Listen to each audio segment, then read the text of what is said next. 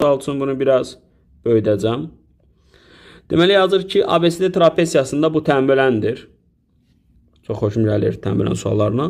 Və bu tənbələn gəlib buranı yarıya bölüb. İndi deyir ki, ispat edin ki, AB bərabərdir AD plus BC'dir. İki qayda yada düşər. İki qayda da gözəl qaydadır.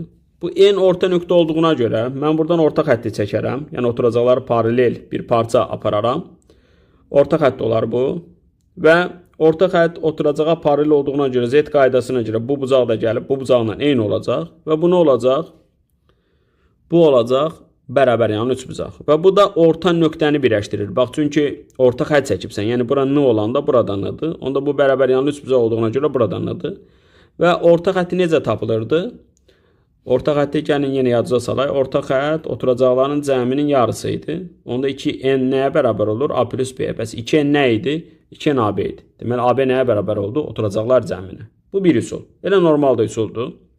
İkinci üsul, mən burada bunu davamın çəkəcəm və burada bir üçbucaq quracam. Bu üçbucaq yuxarının aşağıya görə, paralel olduğuna görə, qum saatına görə, Z qaydalarına görə paralelliyi var. Və bura alfa desəm, onda burada alfa olur. Bura bir Y deyək.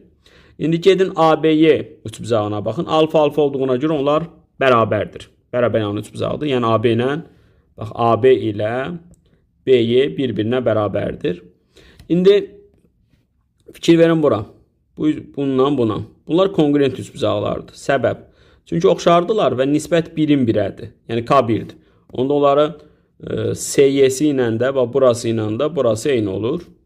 Onda mən bura A desəm, bura da A'ymış. İndi bura B idi. Və bura nə qədər oldu? A plus B. Onda burada A plus B'dir. Çünki alfa alfaya görə bu bərabər yanlı üçbucaqdır.